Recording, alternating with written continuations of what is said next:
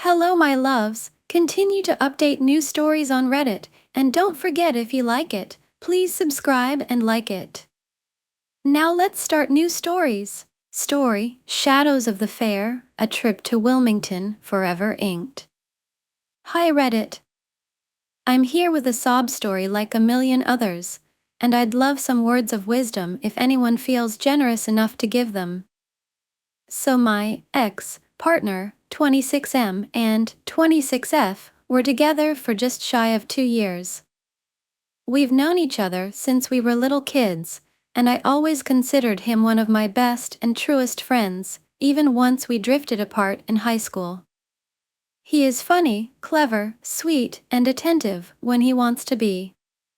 2 years ago, I had a dream about him out of the blue and reached out to him, wondering if he might like to have a coffee with me and catch up. He accepted and we got coffee and caught up.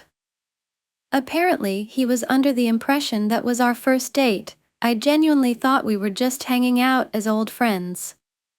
Once he made his feelings/intentions for me more clear, by way of an extremely romantic picnic date that he put a lot of care and effort into, I asked him to let me think about it first. And think about it I did, for almost a month. I had only ever been in messed up, toxic relationships up until that point, and I didn't want to bring that baggage into a potential partnership with someone I already had so much love and respect for. During that month, I did a lot of self-reflection, and came to the conclusion that I was more than capable of being the good, trustworthy, and loyal partner that I knew he deserved. I thought we had a really good relationship. It was far and away the best one I had ever been in. He was sweet, romantic, thoughtful, and enthusiastic about me. He had long-term goals and plans that he quickly started to include me in. I met his friends and family and did my best to honor him by being the best I could be to his loved ones. One thing that kept coming up, however, was his job. He works in a restaurant. He thinks it's fine dining. It's not. It's a high-pressure environment, to be sure, and about a year into our relationship he was given a promotion from bartender to manager. I think that's when things might have started to go downhill. The pressure got to his head almost immediately and he slowly became colder and more closed off. He is obsessed with his work and his coworkers. He had two really good friends/roommates, let's call them G and T, whom he convinced to come work at the same restaurant so they could all spend even more time together. G and T liked to party. A lot. Especially G. My ex often said that G was a bad influence on him and that his behavior worried him deeply. They would go out with maybe 10 to 12 other coworkers to the college bars in our town, we are not college age anymore, and get drunk maybe 2 or 3 times a week. I'm not much of a drinker myself, so I tried to keep up with them at first, but over time I stopped trying as hard, and my ex also stopped inviting me to go out with them.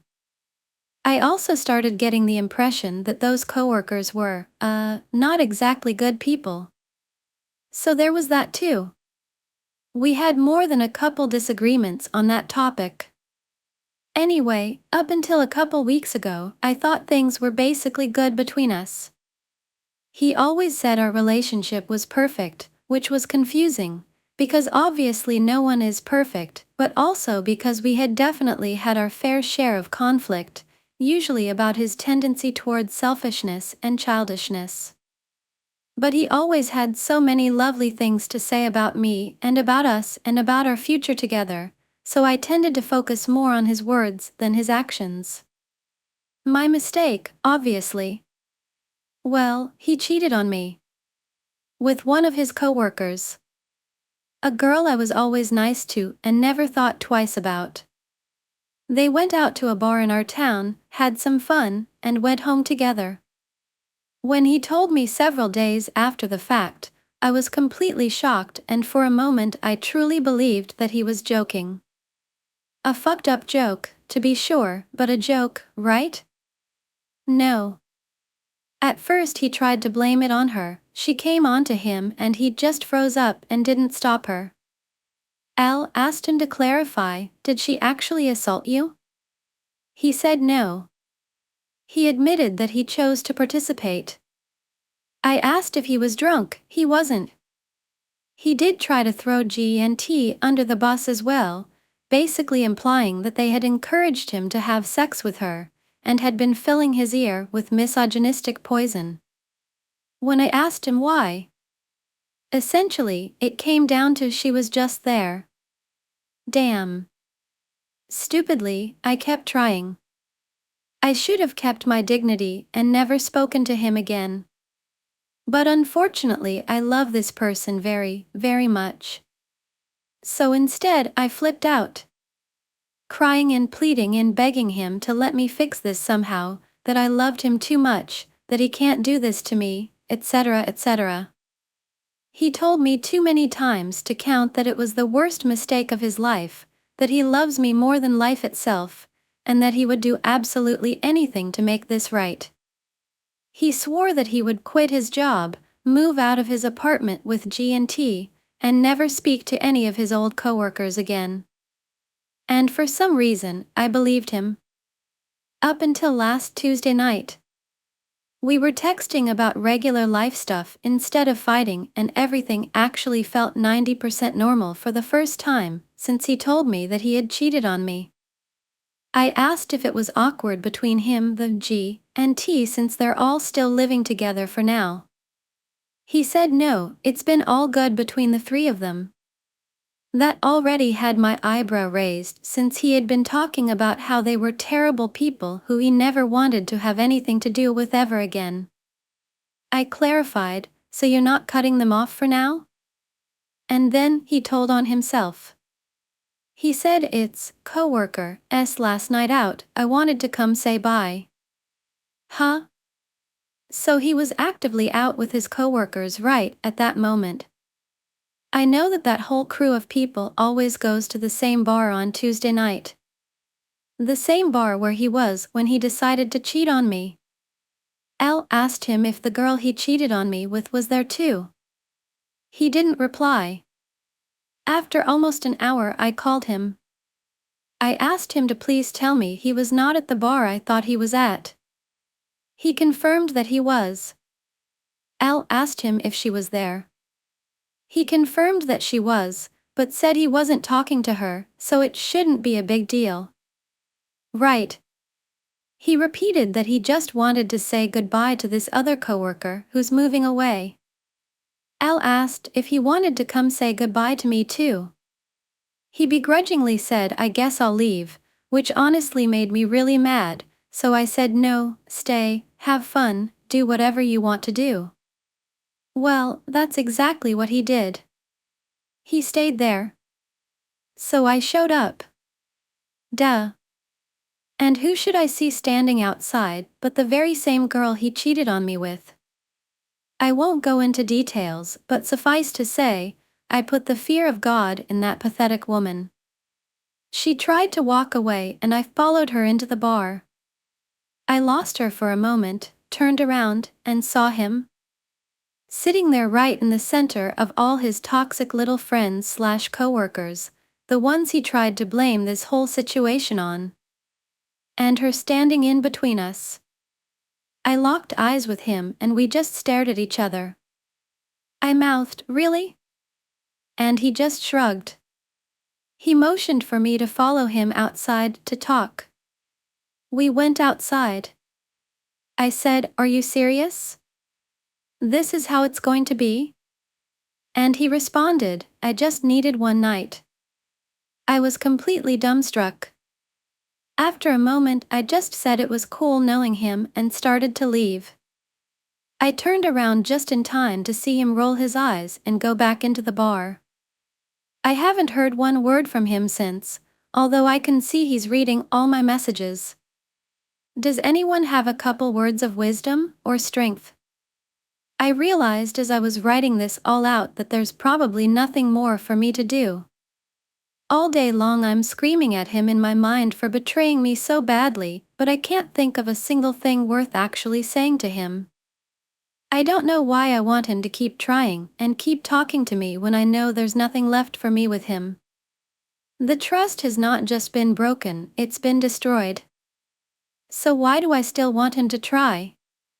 I can't believe the person that I was in love with could ever treat me this way, or that the story we've been sharing our whole lives could end with him disrespecting me so badly, just to ghost me afterwards. I feel like throwing up and I'm constantly shaking with adrenaline or anger or maybe both. I just want to talk to him, which is insane considering everything that has happened. I don't know why I would give him another opportunity to lie to me.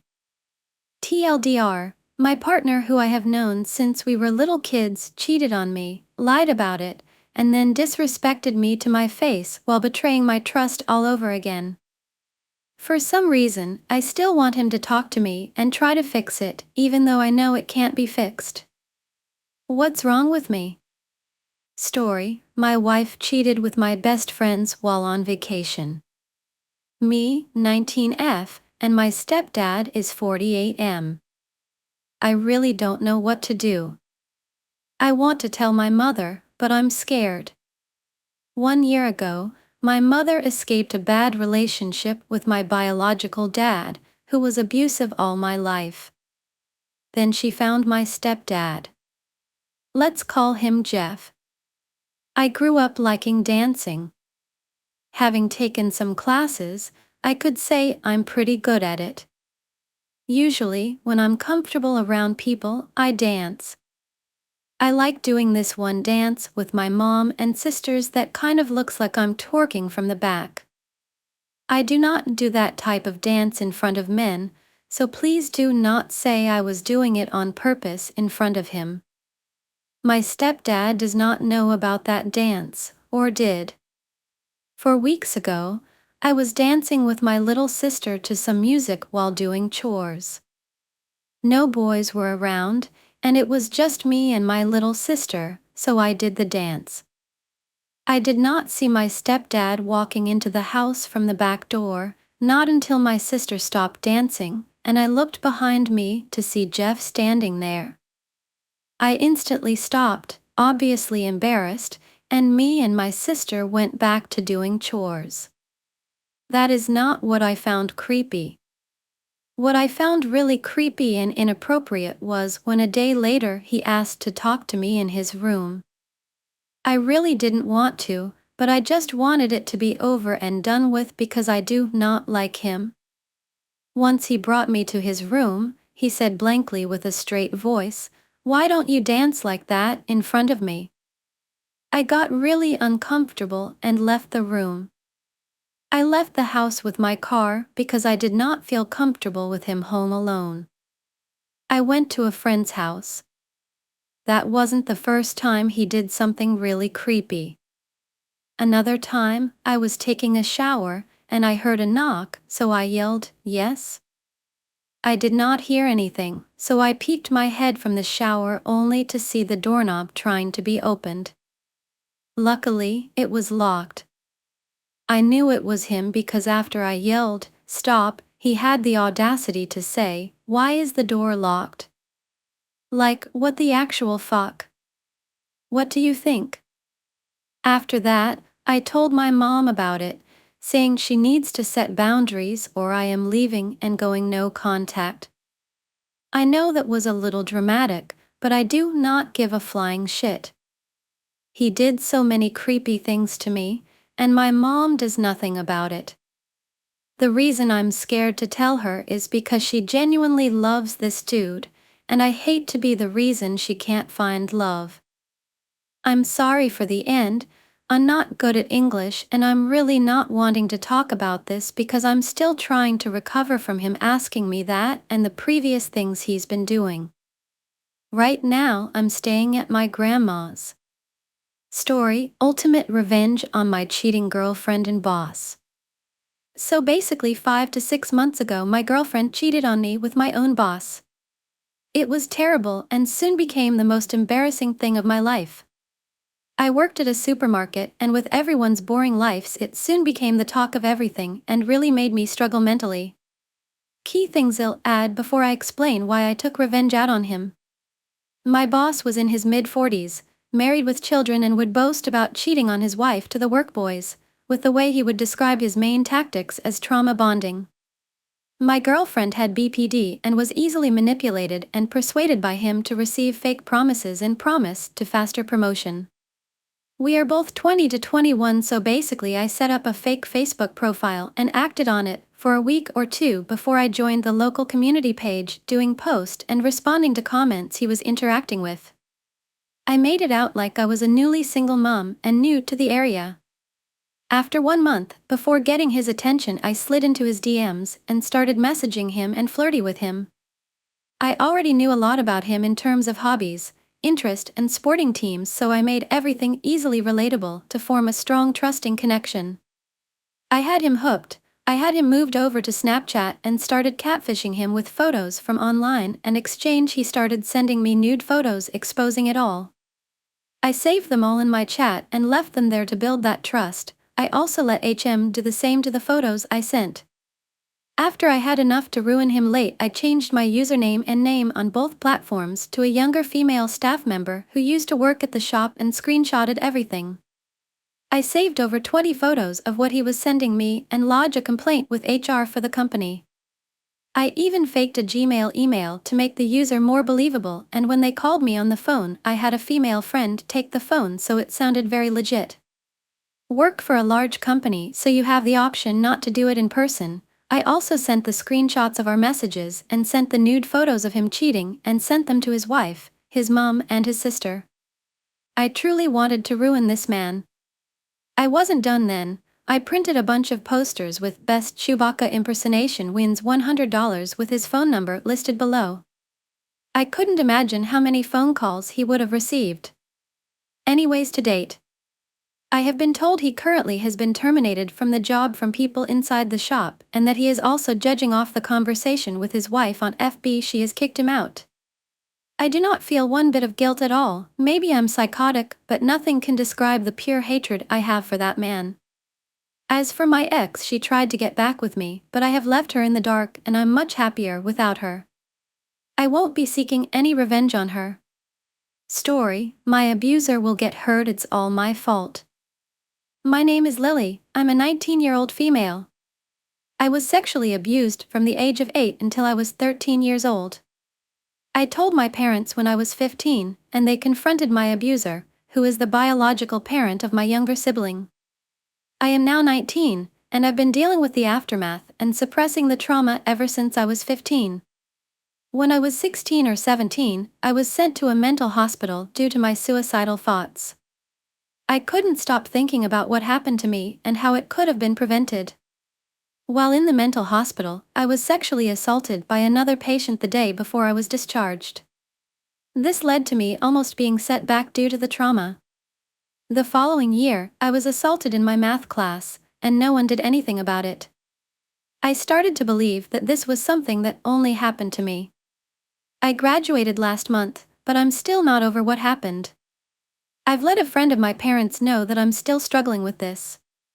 I still have nightmares, couldn't wear dresses until I was 18, hated sleeping in my bed, felt uncomfortable being naked, had flashbacks during sex, and felt resentment towards my younger sibling because of what their parent did to me. My parents asked if I wanted my abuser beaten up, and I said yes. Now, I'm scared because my sexual abuser is still in my sibling's life, not mine. I see him often, and this is what I feel is truly holding me back in this whole process. I feel so alone in this. I pressed charges as soon as I turned 18, and the whole process is still ongoing, taking longer than expected. I feel so guilty, hypervigilant, and afraid all over again. Because of this, my suicidal ideation has returned, and now everyone knows I'm suicidal. I'm leaving for college in the fall with my dog, and that's the only thing I'm looking forward to. Story: the hike. The wind roared in my ears as I stood atop Mt. Voss. After 3 months of hell, it was all over. 3 months ago. The cool autumn breeze swept through the base camp. Jade had been preparing for this day for almost 3 weeks. He was an avid hiker, but this was his first mountain climb. All right, we'll leave it dawn. Just as the sun rose, they began their journey up.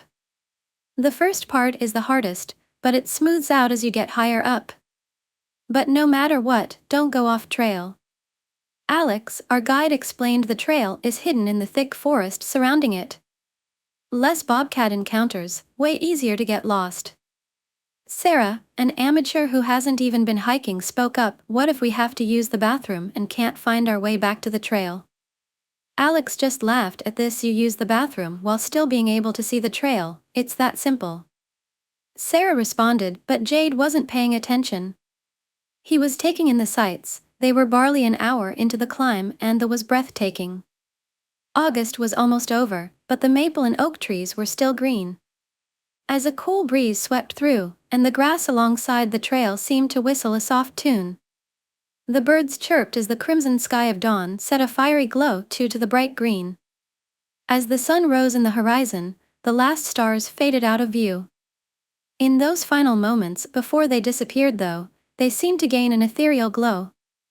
The beauty of it all, with the soft breeze, it cannot be put into words how stunning the scene was. The rest of the day was a blur, Alex explaining what we were going to see on the rest of the trip. After that moment at the start of the trip, the rest of the day was underwhelming.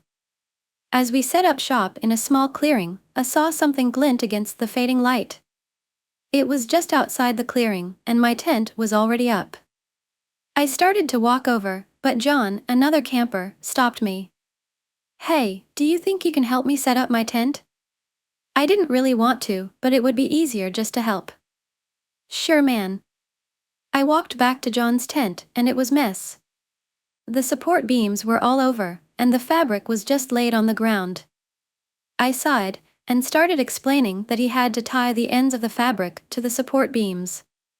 Finally, after finishing setting up John's tent, he thanked me and went to sit with the others. The glint was still there. I walked up to it, and as I approached, I got chills, like I was seeing something I shouldn't. I looked back, and nothing was amiss. Finally, I could see what it was, an old gold ring. I picked it up, and it didn't look damaged. Without much thought, I put it on. The temperature suddenly dropped from cool to bone-chilling, and it got way darker. I looked around, and the camp was nowhere around. The clearing was empty, but was still lit up by moonlight. I walked into the clearing, and on the far end was a ledge that wasn't there before. I ran to it, being the most lit-up spot, but the view was horrific. Below me was a vast area, so high I couldn't see the bottom. Turning around, Voss was so high it almost reached the cloud line. I collapsed to the ground. No, no, no, no, no.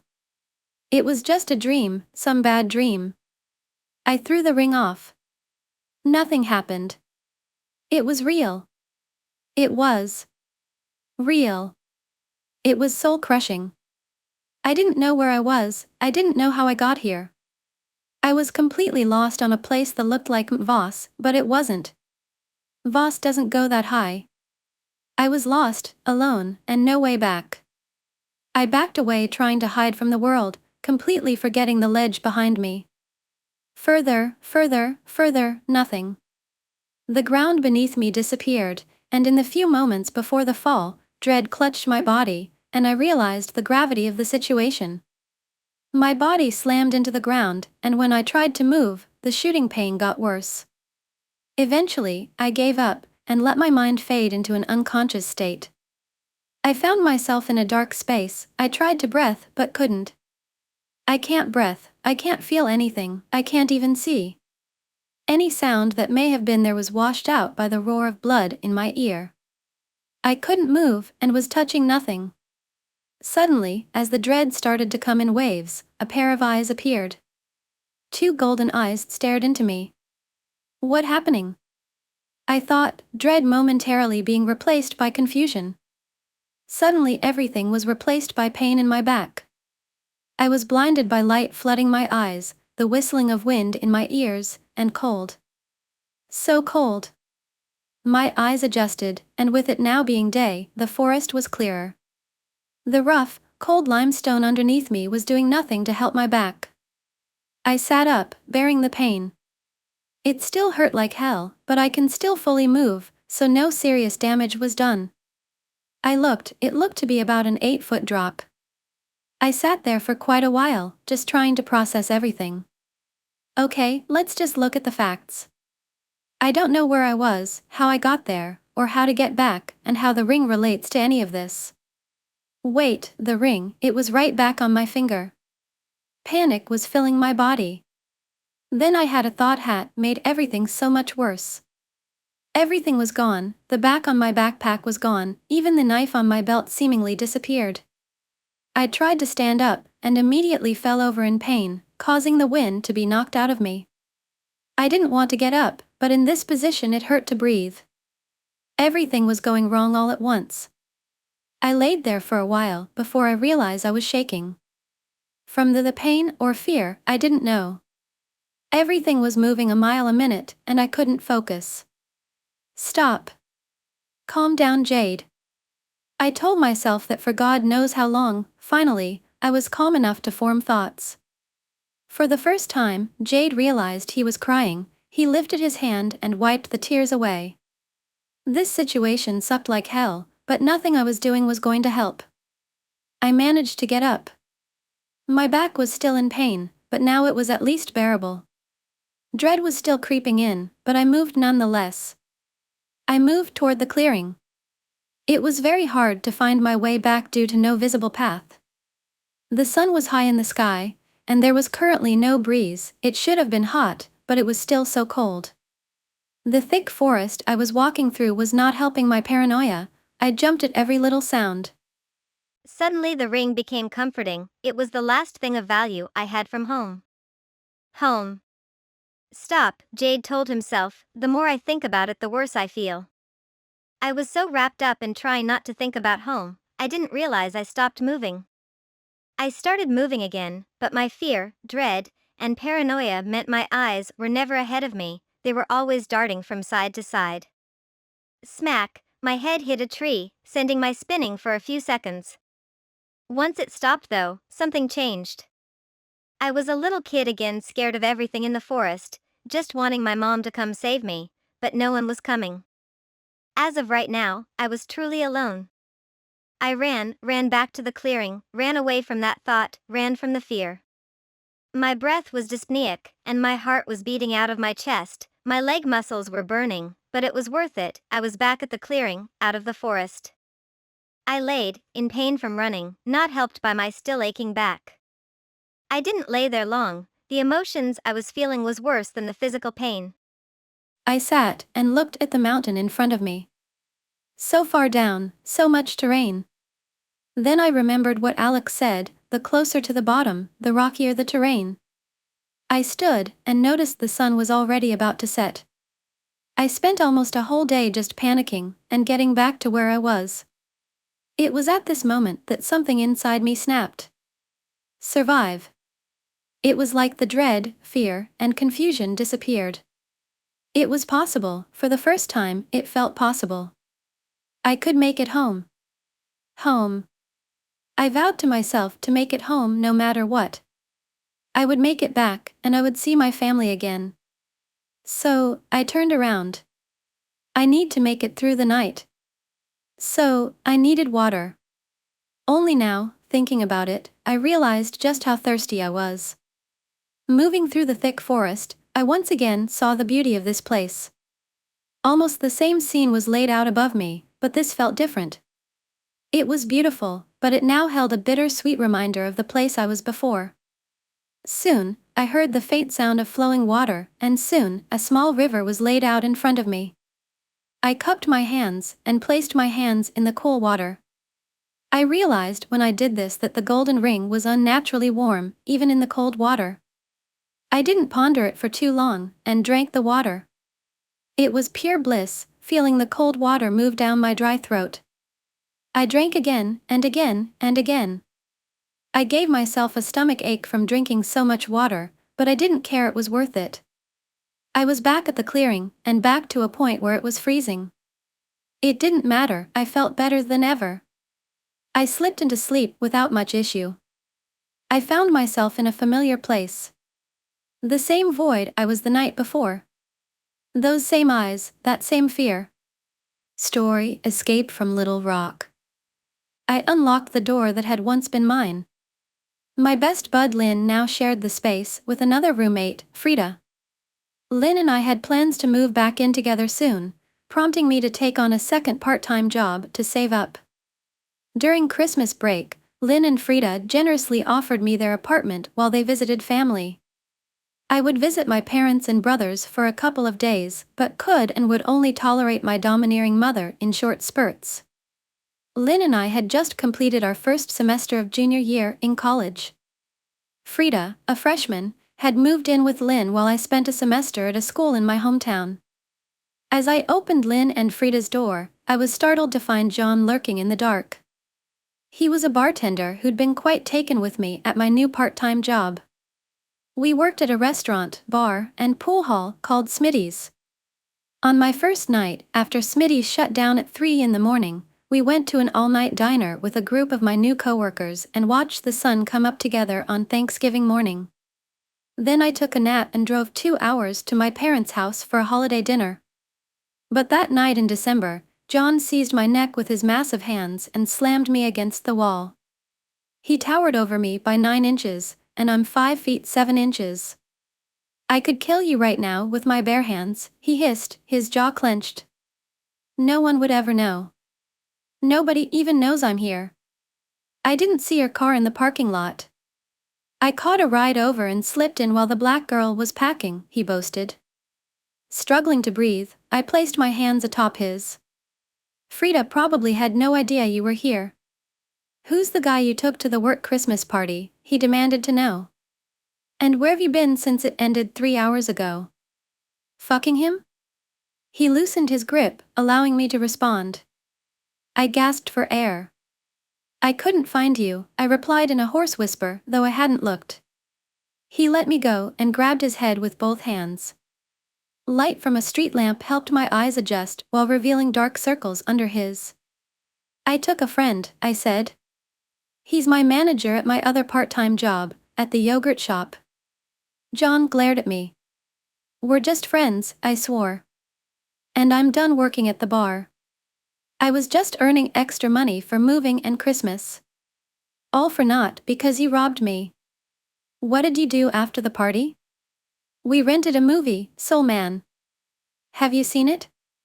I stepped away from the wall and turned on a light. "You should rest in Lynn's room while I shower off the smoke smell from the bar." "And you'll join me?" he asked. I nodded, lying.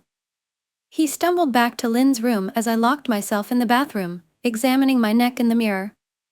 I emerged from the shower to find him in a deep sleep. Careful not to wake him, I stuffed clothes in a bag and slipped out, feeling dizzy. It was Sunday night, December 20th, 1992. The air was cold, and my hair dripping wet. Once inside my locked car, I breathed a sigh of relief. "I'd go back over to your place, Brett, but I don't want you to know about this, it's embarrassing." I drove to Lee's apartment, knowing he'd let me in. We had a history and a close friendship, and he'd been asking about trying again. He would soon turn 31 and was thinking about settling down. He was a recovering cocaine addict and a not-sober alcoholic. "Hey, baby, what's going on?" asked my 30-year-old former lover. A transplant to Little Rock, he spoke in a thick Baltimore accent, yawning and rubbing his eyes. I think I'm at least mildly concussed." I whispered hoarsely, "and I need a safe place to crash for the night if you don't mind." I clung to my bruised neck. Lee pulled my hand away. "Who hurt you?" he asked, alarmed. "He didn't force himself on me like you did when in the same state, a year and a half ago. The man who strangled me tonight is a jealous, 6 feet 4 inches bartender at Smitty's. He's coming down from maybe a 2-day coke high." Lee grabbed a pillow and blanket from a closet and threw them onto his couch. "You mean a bartender you're fucking, because, guess what, blew it, men you aren't fucking don't tend to fly into jealous rages." I sighed. "He can't find me here. I know you get up early. Can we argue tomorrow?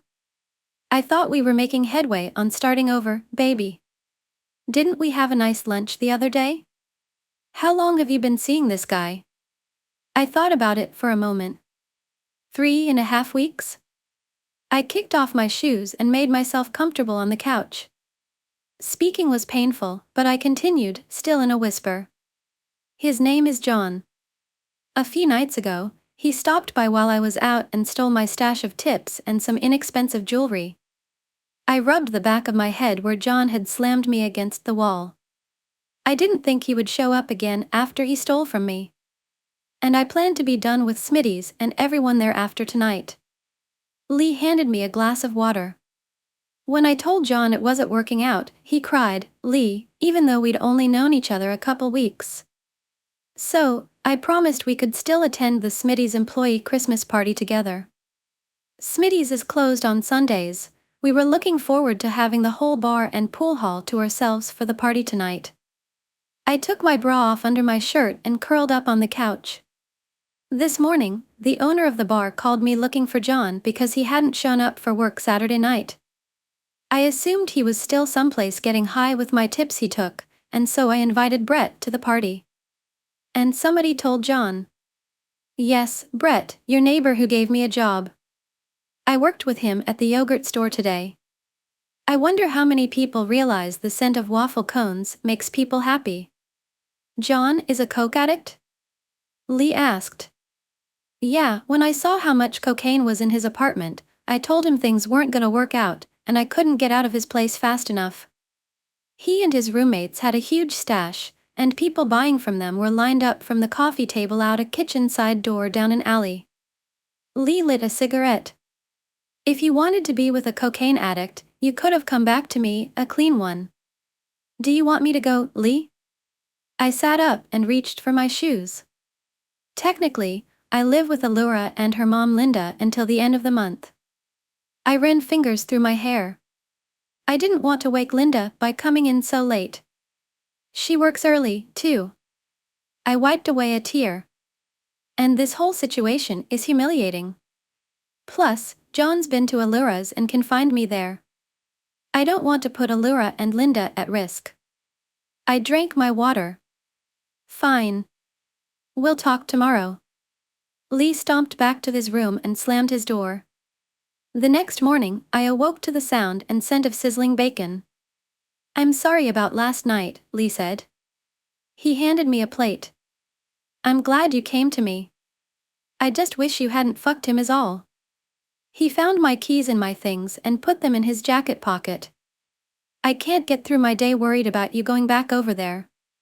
If you need anything, we'll go together later, okay? I nodded. He examined my neck. Are you sure you're all right? I squeezed his hand. He kissed my forehead. Thanks for covering my $50 bar tab the other day. I found my wallet back at the office. I nodded. I'm 6 months off the hard stuff, baby. He headed out the door. 30 years ago, I married Brett. Story: my uncle is a pedophile, AITA for hating my mom. I'm 22-year-old, and my uncle is 29-year-old. This may be too much for some people, so I advise people who have strong guts to continue to read my story. For the past couple of years, I've been having constant arguments and getting irritated every time I see with my mom. I still live with her since I'm in college right now, trying to finish my senior year. My graduation got delayed because of all the CPTSD and depression. I do see a therapist for my CPTSD, and I do have medications for my depression and ADHD, but I can't ever forgive my mom.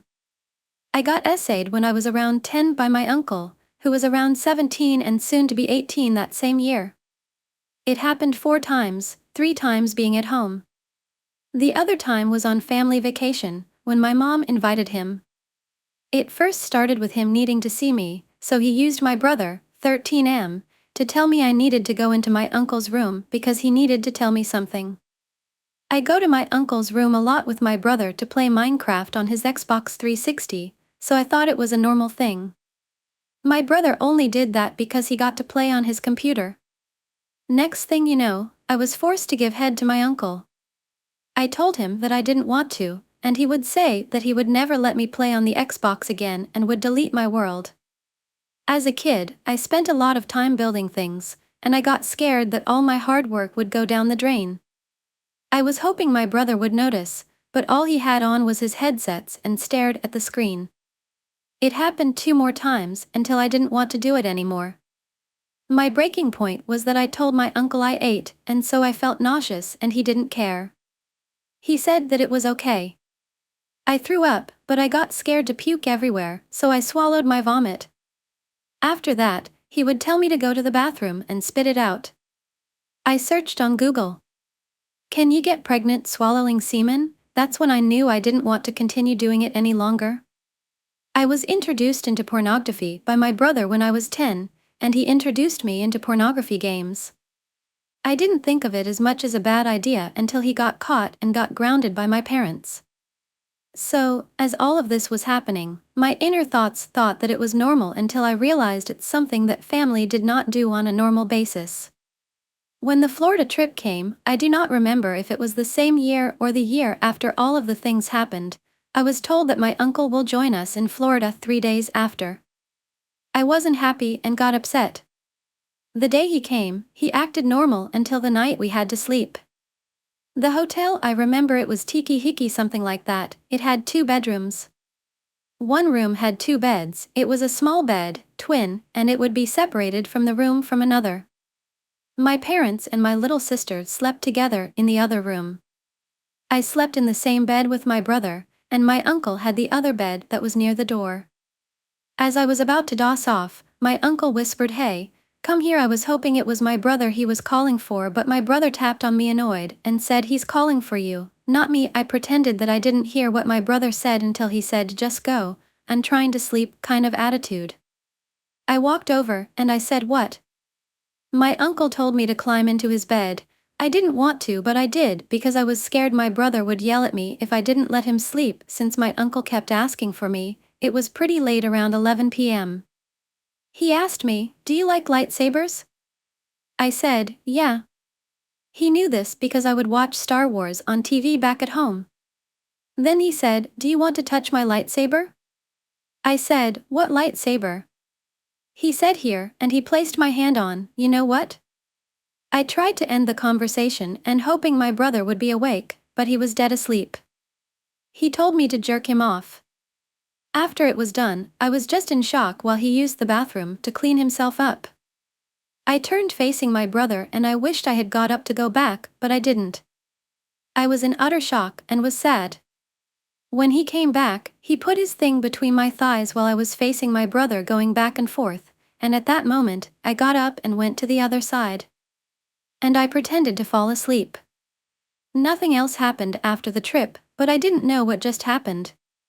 I never told anyone, as I was told that if I told anyone, I wouldn't be able to play on the Xbox anymore.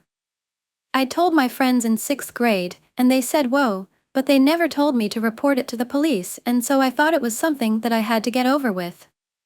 Until 11th grade in high school, I was in a silly drama with a girl who always thinks I spread rumors about her when I didn't even know the rumors, or she just likes to blame everything on me. That's for another time.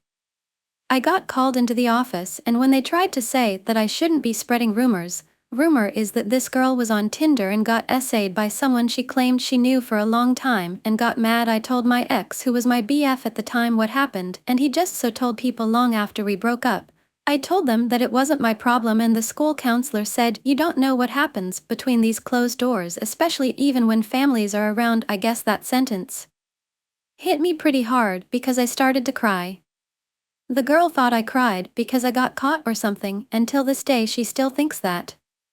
But besides that, the counselor told everyone to leave and asked what happened. I told them, and they told me that they had to call the police. I didn't go to the rest of my class that day. My uncle got arrested, and my parents came to ask what happened. They were told by police and the school.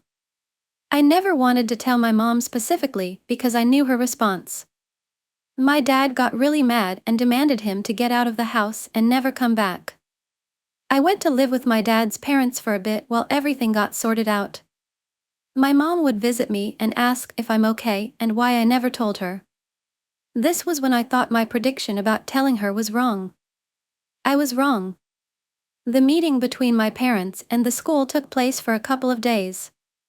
My mom looked at me and said, "This is wasting my time, I am missing work." Because of this, when we got called into the room, she told them, "He's only a child, my uncle, it shouldn't happen this way." Everything was a blur after I heard her repeatedly saying that sentence. I heard mumbling from the counselors. I thought my mom would be on my side. I was wrong. During the times she would come to see me at my grandparents', I would be in the car, and my mom would tell me, "He's family." When she was little, some older man tried to touch her, but she slapped his hand and she's over it. I looked at her and said, "That's not the same." She told me I should forgive him because he was a kid, and he even said sorry. I told her I didn't want to see her anymore and went back up to my grandparents'. My dad's parents didn't know what was happening except that I had to stay with them for 2 weeks. My mom never told anyone. I wish I did, but I didn't speak my language very well, so I never really knew how to bring it up with my broken language. After going to detectives after school and my parents taking time off work, my mom kept telling me she missed work and didn't have time for this. I got mad and told her she didn't have to come, she had to because she's my parent. The week after, she told me to drop the case. She said, "Don't trust these police or detectives. They're trying to ruin the family. You don't want him in jail, do you?" I looked at her shocked and said, "What do you mean?" She said, "If he goes to jail, the family is ruined." She tried to basically say that it'll be my fault. My grandma, mom's side, will be heartbroken for the rest of her life. I was pressured into dropping the case. I wish that I had continued the case because ever since I didn't, my life had become harder. I was struggling to go to school, and I barely passed my classes during senior year. I graduated, but it was during when COVID started. Every time I bring it up to my mom about it, she always tries to dismiss it. I've been talking to my therapist. I've gotten different therapists, but now I have the one I constantly go to once a week. How during college I had to withdraw classes every semester and I just didn't do good. I'm planning to report him again and finish the case. It's been kind of hard. After I dropped the case, my uncle invited me to his car, and I had to because my mom forced me. He apologized and hoped that everything would be fine in the future, and he was sorry that he did that to me. He was crying, but I was just not comfortable. I told his GF about it, and she was shocked and said, "I don't want to marry him if he had done this, because what if he does it to my kid also?" Point blank, she never left him and still is together with him. I'm glad it never happened to my sister because she was interviewed also by the detectives. But I'm also so alone that I have no one. My dad felt guilty since my grandma and mom begged my uncle to stay at the house. I've moved out of that house with my mom and sister. My dad visits occasionally, to a place near my school a couple of years later. My parents are deciding to move back to the house where everything happened, and I told them I can't. My mom doesn't understand that I will never forget, and she always invites him to family events, and I told her to stop, and she got upset and said the event isn't going to happen anymore.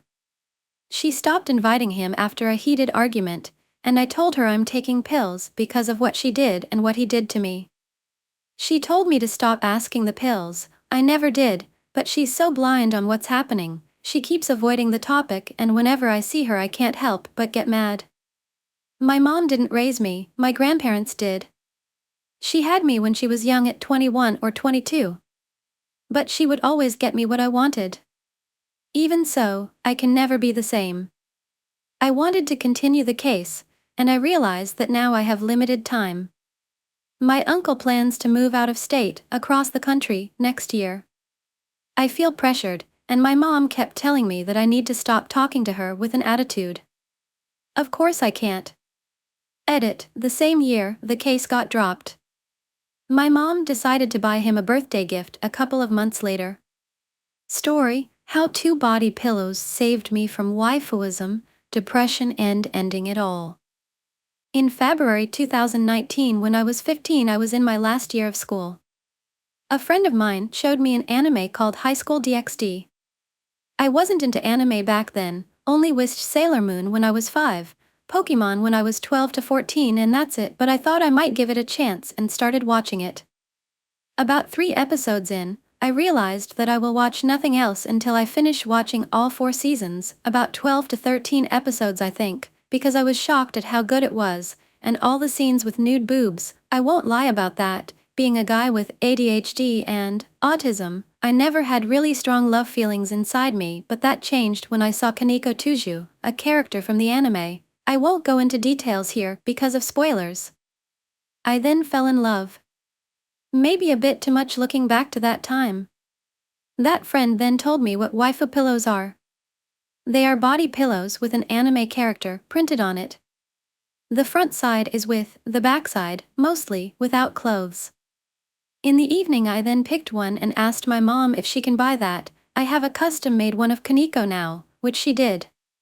Between the order and the arrival of the waifu pillows I started working as a cook in a protected area, basically for people with mental or physical problems.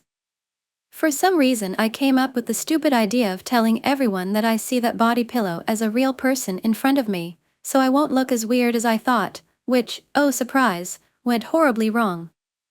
At some time while I was working, I even had hentai of that character as my phone background, until my boss saw that. About 10 months later, in April 2020, I resigned and went home. With the pandemic and my parents divorcing, reality wasn't that good. I slowly began to shut myself into my own world with my waifu pillow. About 2 to 3 months later I read the wiki page of Kaneko to know a bit more about her, since I didn't read the light novels or the manga which continues the story. After reading a very specific sentence at that wiki page, again to avoid spoilers, I won't go into details, everything went dark inside me and it felt like my world got crushed. For some reason I couldn't handle any single letter of that sentence and the downfall began. I made up plans to buy the whole franchise so I can change the lore.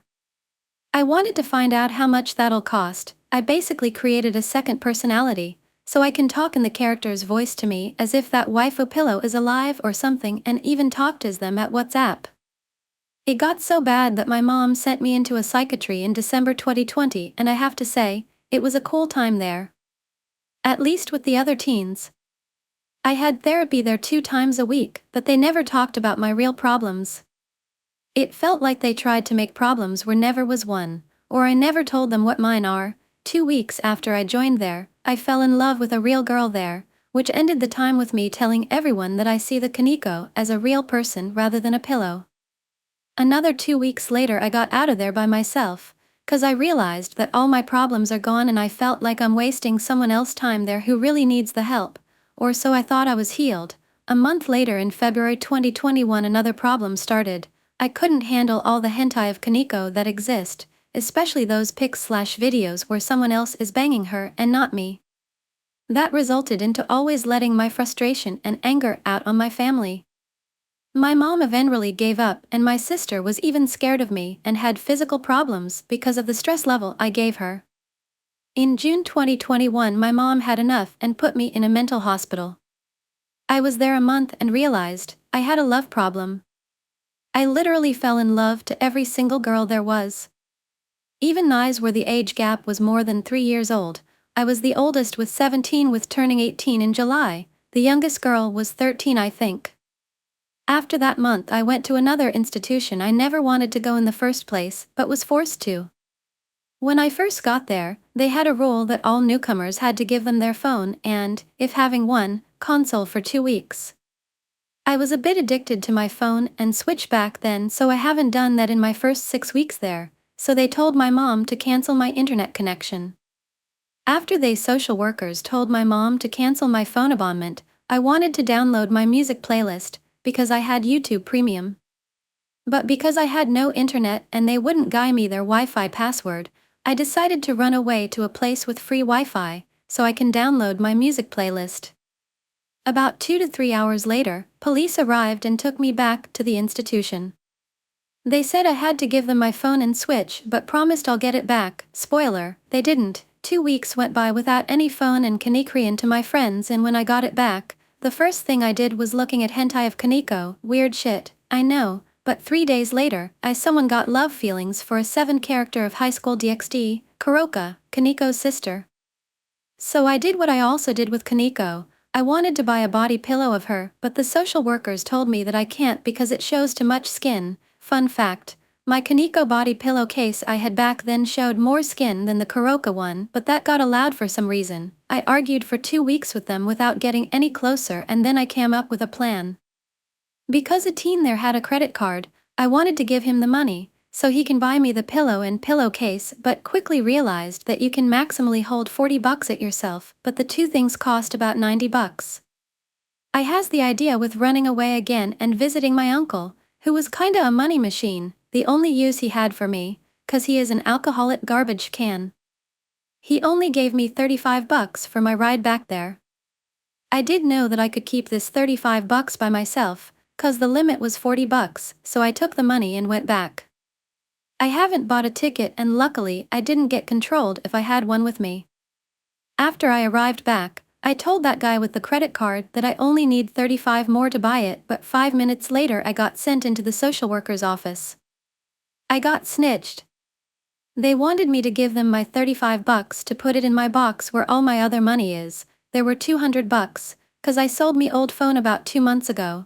They knew that I will buy the waifu pillow and ignored the $40 limit, but I didn't wanted to give them my money, so I tried to go back into my room.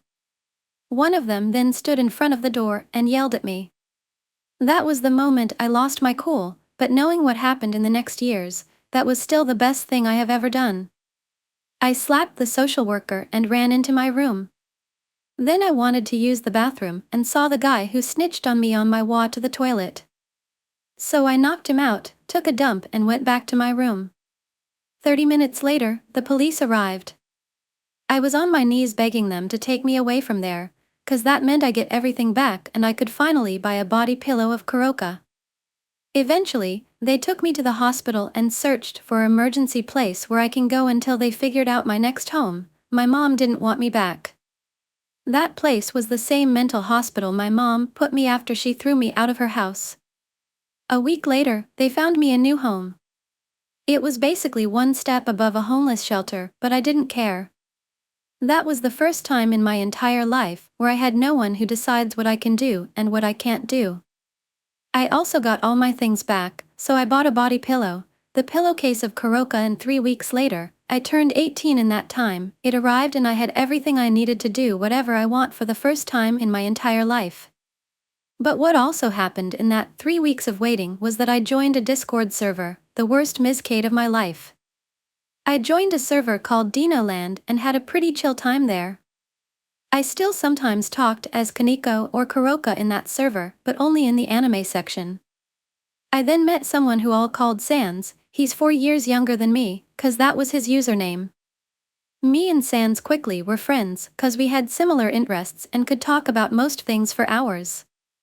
2 weeks after I joined the Dino Land, I created my own server and with it a section called Waifuverse, which was basically my fictional parallel universe, which turns 5 years old on the 21st.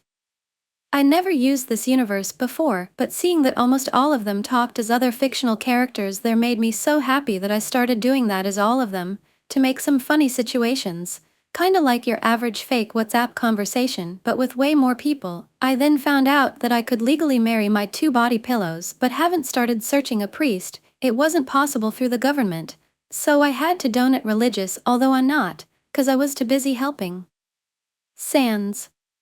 He had depression, and for 3 months, I and 2 others were talking with him each evening, me the most with 4 to 5 hours each day. After a few days, Sans and I started texting us as our waifus, so we can find out more things, and I slowly started doing that IRL. I ate with the pillows, played games with them, and even had sex with them multiple times daily. Eventually we got rid of Sans' depression and he was cured. A week later I had an argument with the moderator that hasn't need to be even one. The moderator and I had a deal that I only talk as Kaneko and Kuroka in the anime section, but I didn't, and said to him that he has to respect my kittens, that they are part of me, and that he has to accept them and me the way we are. After not getting together, I insulted him. He was 2 years younger than me, and left the server. I then talked with Sans about this and he had the same opinion as the moderator, which was the right one, and after he hasn't found a way to get me to realize that, it was quiet for a few hours. On the evening of the same day, Sans came to me and told me and he thinks he has 18 waifus he loves and not just Yuri and not Suki from DDLC, he even had the nickname Satsuri. Dummy told him that there's nothing to worry about. A few minutes later he came back panicking and told me that another moderator, let's call her by her username back then Hanny, told him that he has to seek help before it becomes even worse. Again, the right way to do it, but dumb me was already in that hole, and made me so mad that I also insulted her and deleted Discord. Still the same evening at about 22:20 Sans texted me on WhatsApp and told me that Hanny is completely losing her mind. Apparently she was even more sensitive than all of Twitter/X combined, and I saw that every day I was on that server. I said him that I didn't care and that she can burn in hell, I wouldn't care. A month went by and Sans slowly began to change. He slowly began to hate me and then blocked me. After that he and the moderator, not Hanny, started to troll me and even wanted to record a 25-minute long diss track which was divided in 5 parts. They quickly shut the idea wig the diss track, because they said I'm not worth their time, but I still think they got a bit scared, cause I threatened them with police. But the trolling continued. Once they trolled me with a product placement for a body pillow website, the other time they just created about 30 bots and spammed comments on my YouTube videos, and the other time Sans disguised himself as someone with a reading and writing disability, don't know the actual name in English. That troll went on for 4 weeks, cause I haven't realized it. 2 weeks after that troll started, Sans himself texted me again and said that I shouldn't believe anything I see. He basically tried to save me there, but because I started hating him too, I was so confused at what is real now that I had a complete meltdown and became so goddamn paranoid that I thought that every stranger talking to me IRL or on social media is related with them. It took 6 months until I got that under control, but it completely destroyed my mental health, and now I am unable to work a job. I know it wasn't planned of them, but it felt like they trolled me once every 4 to 6 months. Maybe it felt like that because I was already that paranoid. After that trolls it became more and more quiet, and in January 2022 I finally married my 2 waifu pillows on the 29th and still am married with them to this day. After my marriage, I started to work on my mental health, but because I had no one who knows me well enough, I only had my body pillows and my waifuverse, which was now known as the Seroverse. Sero is my nickname. First I tried to stop constantly tating as Kaneko and Kuroka, but in July 2022, about 2 weeks before I turned 19, something happened where I am 99% sure that I am the first in human history to achieve that. I met a girl, let's call her Rias, cause she had red hair. Rias and me quickly realized that our chemistry is really well together, and we immediately started visiting each other. We were at the same place back then. 2 days later when I was at her room again, she started cuddling against me, cause she felt comfy. The same day she looked at my hand and said that she thinks that they would feel very soft. I was a bit confused and asked her what she means with that. Then she took my hand, and not even a second later my hand was on her boob. I never advanced from kissing a girl before, so I was pretty shocked and didn't know what to do. Also because I knew that she has a boyfriend. I asked her why she's doing that when she has a boyfriend, and she replied with that she wanted to break up anyway, and then she asked me if I want to have sex with her. Note, I was, less surprising, a virgin back then. I told her that I'm still a virgin and that I have absolutely no idea what to do, and she said that she'll guide me. Which she did. We had sex and I became a guy who legally married 2 waifu pillows that also can have sex with real girls, which I'm still 99% sure I'm the first in history to achieve that. 3 weeks went by, we had sex a few times there, including at my 19th birthday, but then she told me that she has to decide between me and her boyfriend and that I'll get my answer in a few days. Those days went by and Rias decided against me, which made me really disappointed. I still feel bad for that guy that I banged his GF and he didn't know, but I also kinda miss her, cause she was the most beautiful, real, girl I've ever seen. Eventually we broke up contact, my fault though, and moved out of that place, which means that I had time to work at my mental health again. I also wanted to have more empathy for people I know, cause sometimes I'll insult someone so hard mentally that it could be enough for them to end it all. I don't do that anymore today. I had a goal of why I am working on myself. I wanted to not just become a true man of culture, I wanted to become worthy of the term god of culture. I started to listen more at my dad. 'Cause I realized that my mom and uncle manipulated me into hating him. I deleted his number for a few months. I finally perfected the separation between fiction and reality, but in 2023 it all came back. In February 2023, I had a real girlfriend which I also had sex with. I then found out that she cheated on me all the time. I went to the hospital at night 2 times just to calm her down. But she helped me overcoming my biggest problem. I always lied about things in my life just to be less boring, and when I told her why I lied so much about me, it took 2 days until Ahe told me that she cheated on me since our relationship started. I wasn't good enough in bed was her excuse. I never felt that betrayed before, but my biggest problem was finally gone, so I thought fuck it. And moved on. Between July and October I had multiple feeling where I almost jumped out my window, 6th floor. But one look at the smile of Kaneko and Kuroka on my body pillows was enough to take me back and hug the sadness out.